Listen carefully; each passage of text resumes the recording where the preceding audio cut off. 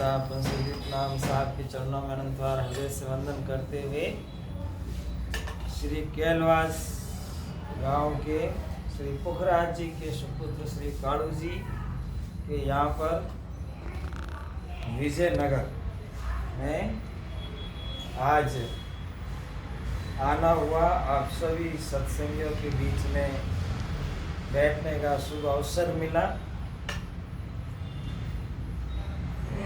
भी आप सब ने मिलकर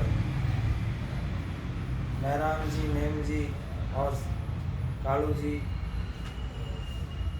और अनुराग दास जी सब ने मिलकर अपने अपने नाम भूल गए भाई का, रेखा भाई, रेखा भाई, अमृता भाई सब ने मिलके अच्छे अच्छे भजन गाए। तो मेरा मन हुआ कि एक भजन मैं भी सुना दूं। अब मोय मिल गया साहिब बंदी छोड़। धर्मदास जी का ये बहुत ही अच्छा पद है और वो गुरुदेव बंदी छोड़ कबीर साहब मिले हैं तो कुछ न कुछ उनको अनुभव हुआ है, सदगुरु से प्राप्ति हुई है। मिलते तो आप हम भी हैं, पर वो अवसर, वो समय, वो पल के सदगुरु का दीदार दर्शन हो, वो हमारे जीवन में बड़े सौभाग्य से आता है। क्योंकि वे दिन गए अख्यारती और संगति मिली न कोई संत, और प्रेम बिना पशु जीवनों भक्ति बिना भगवंत। जीवन में मिलन तो होता रहता है, मिलते हैं, विचरते हैं, पर जीवन में संतों का मिलन हो, सद्गुरु का मिलन हो, वो बहुत ही महत्वपूर्ण है आत्मा के लिए। शब्द लगाया है अब मोही। अब मोही शब्द जो है वो एक वर्तमान की स्थिति बताता है, और वर्तमान की स्थिति, ज्ञान की स्थिति वर्तमान में उपस्थित सद्गुरु से शुरू होती है। अब मोहे मिल गए साहिब बंदी छोड़। साहिब शब्द का प्रयोग पहले करके बंदी छोड़ बाद में क्यों कहा, उसका भी तात्पर्य है। क्योंकि हम सब जीवों के धनी हैं, पहले हम सब जीवों के धनी हैं, इसलिए साहिब शब्द को पहले लिया। और बंदी छोड़ यानी हम सब को छुड़ाने के लिए शब्द की ताकत से, ज्ञान की ताकत से छुड़ाने के लिए उपस्थित हुए हैं, इसलिए वो बंद छुड़ाएंगे, इसलिए बंदी छोड़ है। वो कर्म बंधन है, वो भ्रम बंधन है, कई प्रकार के मोह के बंधन है जो जिसे जीव दुखी है। सबसे पहले लाइन में कहते हैं तीर्थ व्रत को भ्रम मिटायो। क्योंकि सद्गुरु जन की अधिक महिमा ज्ञान कुंड में नहीं। सद्गुरु जब मिलते हैं तो शिष्य को ज्ञान रूपी कुंड में स्नान कराते हैं। ज्ञान कुंड में नहाने से क्या होता है, अज्ञान और भ्रम मिट जाता है। इसलिए इस पद में पहले कहा तीर्थ व्रत को भ्रम मिटाए। अपने घर में माता पिता है, गुरु जी पधार रहे हैं, संत पधार रहे हैं, उनके चरणों में 68 तीर्थ का फल वैसे ही प्राप्त हो जाता है। इसलिए तीर्थ व्रत में भटकना नहीं। तो कहते हैं ठीक है, मन है कि चलो तीर्थ में एक बार घूम के आगे, बार बार क्या भटकना। तो वो कहते समझाते हैं कि तीर्थ व्रत, दूसरा है व्रत, खूब भूखे रहना, और वो भी बिना भजन के, बिना नाम के, ऐसे ही तपस्या करना, शरीर को कष्ट देना बिना भेद के। तो कहते हैं तीर्थ व्रत को ब्रह्म मिटाए और तजिया वेद और किताब। वेद हिंदू के हैं, ऋग्वेद, सामवेद, अर्थवेद। तो चारों वेद में अर्थवेद, यजुर्वेद, ऋग्वेद, सामवेद, और ऐसे ही मुस्लिम भाइयों के लिए किताब है जो धर्म के बारे में जानकारी देती है। और साहिब का ये कहना है कि इन वेदों में, किताबों में मनगढ़ित ज्ञान भी डाला हुआ है, इसलिए उसे वो छुड़ाना चाहते हैं।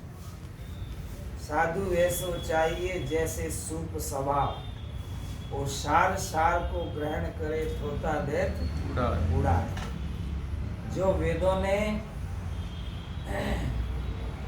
पंडितों ने अपने मन मानी से कुछ श्लोक डाल करके जगत को भटकाया अपने स्वार्थ के कारण। इसलिए साहिब ने कहा वेद हमारा जीव, हम वेदन के माही।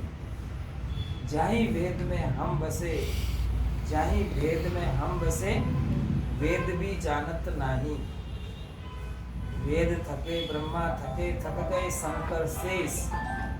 और गीता को जहाँ गम नहीं, वहाँ सदगुरु का उपदेश।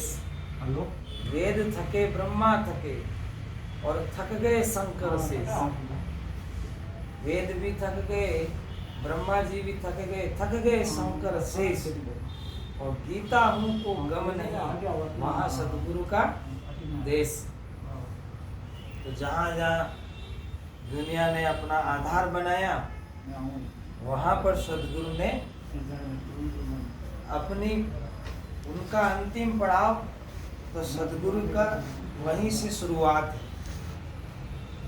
दुनिया और योगी यति का अंतिम पड़ाव क्या है कि शास्त्रधार कमल में निरंजन, और सतगुरु का वहीं से शुरुआत है और सतलोक तक ज्ञान दिया।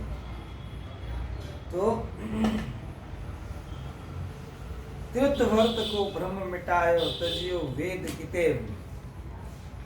तजिया मतलब फेंक दिया नहीं, उसमें जो कमी थी, उसमें जो गलत श्लोक थे, गलत शिक्षा थी, मनगढ़ित बातें थी, उसको त्याग दिया, उसको छोड़ दिया, सार सार ग्रहण कर लिया और थोती बातें छोड़ दी। तजिया वेद किताब, आप में नूर दर्शिया। अंतर्मुखी होकर शब्द की साधना, जैसे साहिब कहते हैं संतोष शब्द साधना कीजिए। यही शब्द से सब कुछ प्रकट भय और सो ही शब्द लख लीजिए। सब कुछ प्रकट हुआ जिस शब्द से, वो शब्द नी अक्षर लख लीजिए, जो 52 अक्षरों से भरे है ना। वही शब्द लख लीजिए, संतोष शब्द साधना कीजिए। बैठे रहने को नहीं कहा, गुरु उपदेश लेके समझ ले हम तर गए, नहीं, बैठे मत रहो। जो गुरु जी ने नाम दिया, मंत्र दिया, उसके ठिकाने पर पहुंचने के लिए अभ्यास करो, शब्द साधना कीजिए। यही शब्द से राम प्रकट भय, सब कुछ प्रकट भय, वही शब्द लख लीजिए। तो इस तरह ये कह रहे हैं धर्मदास जी कि तीर्थव्रत को ब्रह्म तजिया वेद, आप में नूर दर्शिया। तो शब्द साधना करने से अपने आप में ही अपने नूर को और साहिब के नूर को देखा। आप में नूर दर्शिया, मिट गई मन की ऐब। और कब दर्शिया? जब सब मन की ऐब मिट गई। ऐब का मतलब क्या होता है? मन की चंचलता। ऐब का मतलब है अवगुण, खराब आदत, है ना। विषयों की ओर जो मन भागता है, झूठ कपट छल में जो मन भागता है, वो उसकी ऐब है, मतलब गड़बड़ी है। मिट गई मन की ऐब। अब मन एकदम शांत हो गया, शीतल हो गया, निज मन बन गया। तो दूसरे चरण में क्या कहा? सतगुरु मिलिया कर्म भ्रम सब नासे, बुरे कर्म बुरे भ्रम सबका नाश हो गया। सतगुरु मिलिया भरम सब नासे। और फिर मन इंद्री एक ठौर, मन और इंद्रियां एक ठौर में स्थिर हो गई। मन इंद्री एक ठौर, इसका मतलब ये हुआ कि दोनों नहीं कर सकते, भक्ति भी करें और इंद्रियों का सुख भी भोगना चाहे, दोनों नहीं ले सकते, एक चीज लेना पड़ेगा। तो जैसे चींटी को साहब ने उपदेश दिया, चींटी चल रही थी तो उसको चावल का दाना मिल गया और थोड़ी सी आगे गई तो दाल भी मिल गई। अब वो चींटी विचार करे कि दोनों को मैं एक साथ लेकर चली जाऊं। तो साहिब कहते हैं चींटी एक लेवे तो एक डाल, है ना। चींटी चावल ले चली, चींटी चावल ले चली तो बीच में मिल गई दाल, दाल मिल गई उसको। तो साहिब कहते हैं कहे कबीर सुन चींटी, एक लेवे तो एक डाल। यानी सब मजा लेना चाहेंगे तो वो भक्ति होने वाली नहीं है। इसलिए कहते हैं कि कर्म भरम, तो ये समझा रहे सतगुरु मिलिया भरम कर्म सब नासे, मन इंद्री एक ठौर, मन और इंद्रियों को सुधारना पड़ेगा, स्थिर करना पड़ेगा। मन इंद्री एक ठौर, आवागमन की मिटी कल्पना, आना जाना जन्मना मरना, बार बार माता के गर्भ में 9 महीने उल्टा लटकना, फिर जन्म लेके शिशु बन के 3 साल तक और कुछ तो आवे नहीं है करके ही निकालते। तो ये दुख, जन्म मरण का दुख। मरते समय देखो 6 महीना 12 महीना खाट में पड़ जाते और घर के सब यही सोचते हैं कि कब मरेंगे, क्योंकि वो सारा पैसा लास्ट में खींच लेते हैं। और शरीर भी जो है दुख देने, बहुएं वगैरह सब साथ छोड़ देती है कि ये तो बूढ़े बाबा तो बालक के समान हो गए। तो मरते समय जन्म दुखम जरा दुखम मृत्युम दुखम पुने पुने, जन्म लेना ही दुख है और जन्म लेना ही रोग है। जवानी में पता नहीं चलता, फिर बुढ़ापा में कई तरह के रोग हो जाते हैं और अंतिम समय में तो फिर कहते हैं कि उसके कर्म अनुसार उसको स्वप्न आते हैं, यम आते हैं। अगर पापी जीव है तो यम ले जाने के लिए आते हैं, और कोई सदगुरु का हंस है तो उसको संत महात्मा बदावना करके ले जाते हैं। तो ये जो दुख है, उस दुख की कल्पना मिट गई, अब जन्मेंगे नहीं और अब मरेंगे भी। तो धर्मदास जी कहते हैं कि साहिब मिलने से जो महत्व आकांक्षा थी वो खत्म हो गई। दुनिया से कुछ नहीं चाहते हम, है ना, दुनिया से कुछ नहीं चाहते और कोई महत्वाकांक्षा नहीं है, कोई इच्छा बाकी नहीं रही, सब कुछ मिल गया। ऐसा एहसास होगा तो ज्ञान। तो क्या कि सतगुरु मिलिया कर्म ब्रह्म नासे, मन इंद्री एक ठौर, आवागमन की मिट की कल्पना, निज मन लागी निज घर लागी डोर। अब यहाँ डोरी का प्रसंग है कि डोरी आई अदर से अदरी दर्शन होई, काया से बाहर लखे तो हंस कहावे सोई।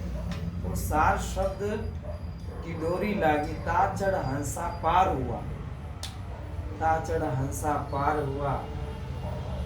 तो इस तरह से उस डोरी की बात धर्मीदास जी करते हैं। तो उस डोरी का ध्यान करते हैं, उस तार का ध्यान करते हैं, उस सार शब्द का ध्यान करते हैं, ताकि अब कोई आवागमन नहीं होगा। अब कोई कल्पना भी नहीं कर सकते कि वापस संसार में आएंगे। आवागमन की मिटी कल्पना, निज घर लागी डोर। निज घर मतलब आत्मा का देश सतलोक। निज घर लागी डोर, सतगुरु मिल गया हो साहिब बंदी छोड़। अब मिलने से इतना ज्ञान हो तो फिर क्या कहते हैं लास्ट में, वे अमर लोक का ज्ञान देते हैं। दूसरे लोगों का ज्ञान नहीं देते सतगुरु, वे अमर लोक का ज्ञान देते हैं। अमर लोक मतलब जहाँ जाए फिर हंस न आवे, भवसागर की धारा, संतोषो निज देश हमारा। चांदन सूरज दिवस नहीं, रजनी नहीं, न मंडल तारा, कुछ नहीं है वहाँ। तो वो जो अमर लोक है, उस अमर लोक का ज्ञान देते हैं। जम से तिनका तोड़, और जमों से तिनका तोड़ा देते हैं, है ना। जम से तिनका तोड़, अहंकार मिट गया तो तिनका टूट गया। जब तक अहंकार रहता है, जब तक जम तकलीफ करते हैं। जम से तिनका तोड़, और धर्मी दास जी को कबीर सा मिलिया, मिट गई नरक अघोर। अघोर नरक में जाना पड़ता है अगर सतगुरु नहीं मिलते। तो सदगुरु मिलने से जीवन में ऊंचाई आई। सदगुरु मिलने से समझ में आया जीवन किसे कहते हैं। नहीं तो जीवन में क्या है, कोई रस नहीं है, निरस है। साहब के वाणी सुनकर वाणी अच्छी हो गई, वचन अच्छे हो गए, ज्ञान सुनकर के मन अच्छा हो गया, मन के विचार ऊंची क्वालिटी के हो गए, है ना। जो समझ में आ गया कि शुद्ध क्या है, अशुद्ध क्या है ना, समझ में आ गया। और भजन का तरीका मिल गया और परमात्मा का नाम मिल गया, तो इसलिए मन की ऐब भी खत्म हो गई। और जो अपने स्वरूप की जो परिचय करनी थी, वो भी परिचय हो गई। मैं कौन हूँ, कहाँ से आया हूँ, मुझे कहाँ जाना है। तो वो अपने स्वरूप की परिचय कर ले, जुगन जुगन गहराई, वो अपने स्वरूप की परिचय भी हो गई। और जीव आत्मा जो है उस सार शब्द का अनुभव करके अपने सत्य स्वरूप में, सतलोक में स्थित हो गया। तो ये सतगुरु मिलने से हुआ। सतगुरु मिलिया सब दुख बिछड़िया, सब दुख पीछे रह गया। तो वो मिलन कैसा है, वो श्रुति और शब्द का मिलन। सतगुरु मिलिया सब दुख बिछड़िया, अंतर का पट खुल गया, दिव्य दृष्टि खुल गई।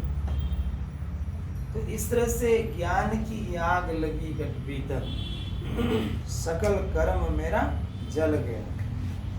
जब तक व्यक्ति को ज्ञान नहीं होगा, तब तक वो उसको कर्म भोगना ही पड़ेगा।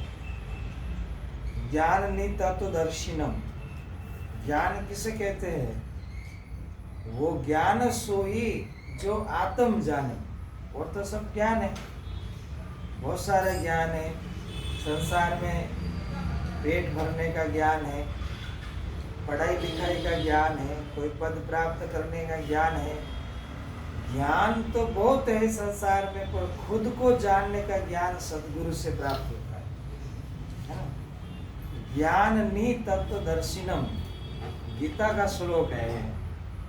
और सबसे पवित्र किसको मानते हैं, एक परमात्मा का नाम और एक आत्मा का अपना स्व का ज्ञान, यही पवित्र है। बाकी सब अपवित्र है। संसार पूरा अपवित्र है। चाहे जिंदगी भर आंखें खोल के देखते रहो, ये सब माया है ना। जो अंतर्मुखी होकर अपने आप में जाता है वही ज्ञान है। बाकी सब अज्ञान ही अज्ञान है, बाकी सब स्वप्न ही स्वप्न है। इंद्रियों का रस है, इंद्रियों का भोग है। वहां पर किसी ने कहा कि जब आप भोजन आप इतना कर लेते हैं कि अब कुछ नहीं चाहिए, ऐसी स्थिति में वही मन जो भोजन के लिए दौड़ता था वही मन कहता अब नहीं चाहिए, उसको कहते हैं ज्ञान।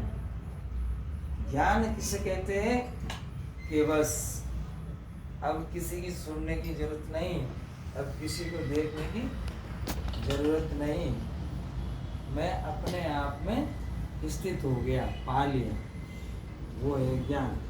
ज्ञान सोई जो आत्म जाने चीने, और ज्ञान कछु नहीं।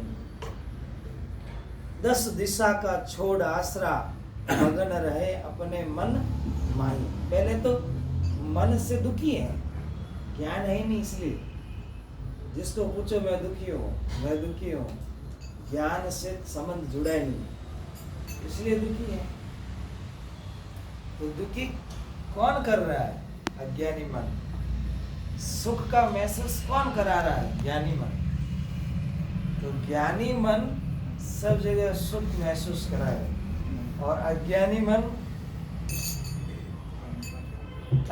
मन जीव को दुखी करता है। तो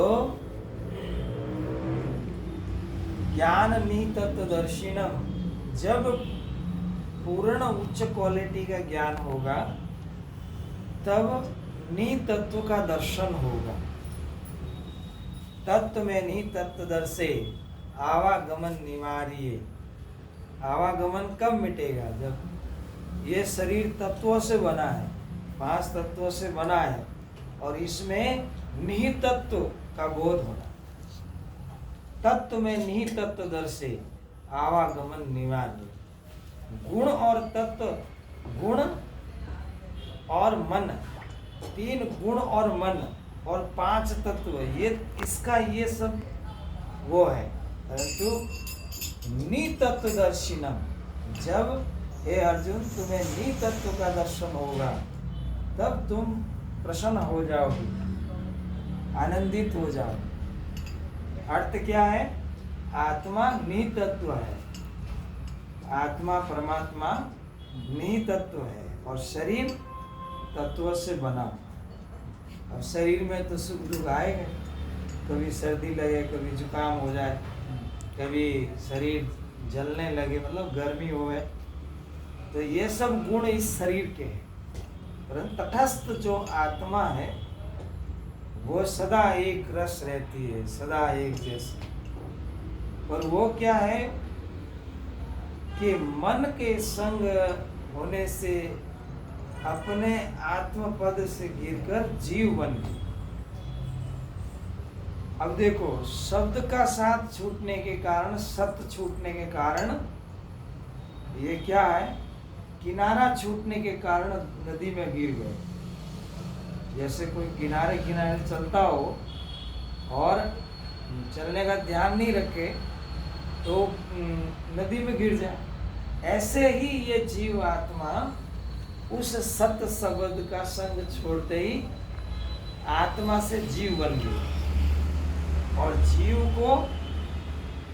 जीव का स्वभाव डरना वगैरह, ये काम क्रोध। अब इसको ले जाकर इस मन रूपी निराकार निरंजन, मन रूपी निरंजन ने इस जीव आत्मा को सतपद से का बोध जो है, मार्ग है, वो रोक दिया। तब ये गिर गई, और गिरने के बाद में ये जीव बन के 84 में भटक गई। 84 की धार में वो जाओ तो जीव। ऐसा नहीं कहा कि आत्मा बुआ जाती थी, नहीं, जीव का। तो जीव का मतलब मेरा धन, मेरा कुटुंब, मेरा परिवार, ये बोले वो जीव। जीव का मतलब ये है ना। ये जितने कुत्ता बिल्ली हैं ये सब अब आत्मा नहीं है। आत्मा पद तो सतनाम रटते रटते प्राप्त होता है। अब ये जीव है क्योंकि इनके साथ भय जुड़ा हुआ है, और भय जुड़ा हुआ है, डर जुड़ा हुआ है, इसलिए ये सब जीव है। कबीर साहब कहते हैं ना, जीव मत मारो बापड़ा। अब आत्मा नहीं कहा है, जीव का। किसको? चींटी को, बकरे को मत मारो। वहाँ आत्मा शब्द यूज नहीं हुआ है, वहाँ यूज हुआ है जीव। अर्थात जब भजन करता था जब वो सत शब्द से जुड़ा हुआ था तब वो आत्मा था, और अब क्या बन गया? जीव। जीव बेचारा क्या करे, शब्द लगाए बेचारा, अब उसका कोई धनी धोरी नहीं। तो जीव का कौन धनी है? जीवों का धनी कौन है? कोई नहीं है सदगुरु के अलावा, है ना। जितने भगवान हैं, अवतार हैं, वे सब जीव को पद दे सकते हैं, सुख दे सकते हैं। धनी वो नहीं है, धनी तो सदगुरु है, जिसको वो भूले बैठा है। सदगुरु के कहने में नहीं चल रहा है, भूले बैठा है, इसलिए भगवान उसके किए हुए कर्म अनुसार उसको ऊंचा पद भी दे देते हैं। ब्रह्मा बना देते, विष्णु बना देते, शिव बना देते, इंद्र बना देते, ऊंचा पद तपस्या के कारण दे देते हैं। परंतु सतगुरु बंधन छुड़ाया है, ऐसा नहीं कहा कि भगवान ने बंधन छुड़ाया है, सतगुरु बंधन छुड़ाया है। आज को आनंद मेरे सतगुरु आया है, सतगुरु आया सब बंधन छुड़ाया। किसका? जो जीव मन और इंद्रियों पर काबू करके भजन कर, मन और इंद्रियों पर काबू करके भजन करता है, तब वो जीव भाव छोड़कर आत्मा भाव में आ जाता है। मैं आत्मा हूँ, मैं कभी जन्मती मरती नहीं हूँ, जात पात मेरी नहीं, स्त्री पुरुष मैं नहीं, मैं तो आत्मा हूँ, अजर अमर हूँ। तो उस भाव में आ गया। और साथ में कौन है? साथ में ये सदगुरु का ज्ञान है कि मैं आत्मा हूँ, इसकी शक्ति है। ये सत्संग में क्या सुन रहे हैं? ज्ञान ही तो सुन रहे। ज्ञान सुने, संसार में क्या सुना? रोज यही सुना, मैं बेटा हूँ, मैं बेटी हूँ, मैं बाप हूँ, मैं माता हूँ, रोज यही तो सुना था। सदगुरु मिलने से ये सुना कि मैं अजर अमर अविनाशी आत्मा हूँ। तो ये जो स्थायी ज्ञान इसको हो गया, परंतु सुमिरन बिना कैसे होगा? तो थोड़ी देर भूल जाता है ना। जैसे डॉक्टर के पास जाता आदमी और उसको प्रेज बताते हैं, लिखते हैं, और वो भूल जाता है तो उसका सुधार कैसे होगा? ऐसे ही ये जीव भूल में चल रहा है, भूल से कह रहा है ये घर मेरा, मकान मेरा, कुटुंब मेरा, परिवार मेरा। तो ये तो भूल है ना। तो रोज रोज क्यों कह रहा है? रोज रोज कहेगा तो वो अध्यास हो जाएगा। वो अध्यास हो गया ना, अब सुमिरन करने से भी कोई फायदा नहीं। सुमिरन करने वाले के पास ये ज्ञान होना चाहिए कि मैं किसी का नहीं हूँ और मेरा कोई नहीं है। तो सुमिरन गुण करेगा, नहीं तो सुमिरन क्या गुण करे।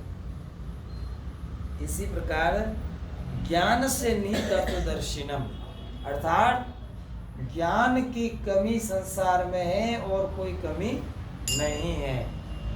और धन भी मिलेगा, सब कुछ मिलेगा, घर मकान मिलेगा, पत्नी भी मिलेगी, भोग विलास सब मिलेगा, जमीन जायदाद सब मिलेगा, हीरा मोती चांदी सब मिलेगा, परंतु बिना भाग के सद्गुरु और सद्गुरु का ज्ञान नहीं मिलता।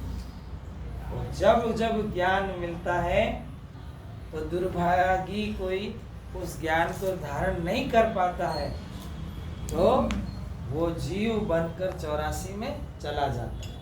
फिर उसके लिए ये नर्तन नहीं है, फिर वो 84 का तन है। तो 84 में फिर यहाँ जो जैसा कर्म किया वहाँ भुगतता रहता है।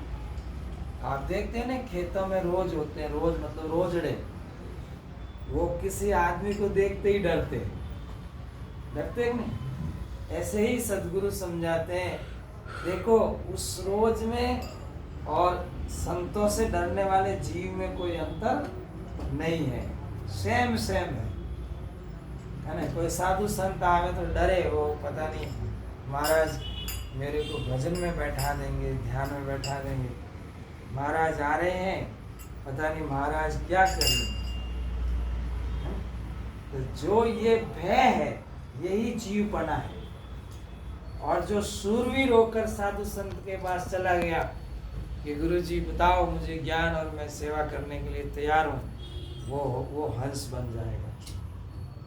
और जो डर गया है ना, वो काल के अधीन हो जाएगा। जब गली में कोई कुत्ता भौंकता हो, वो ऐसे नहीं भौंकता, पहले तुम्हारी आंखों में देखता है कि इसकी आंखों में डर है कि नहीं, फिर वो मतलब पीछे भागना शुरू होता है। और जब तुम्हारी आंखों में कोई डर नहीं है तो तब तक कुत्ता तुम्हारी ओर दौड़ के नहीं आएगा, खाली वाव वाव करेगा। तो इसी प्रकार से काल भी उन लोगों को पकड़ेगा जो भ्रम में ज्यादा है, डर में ज्यादा है।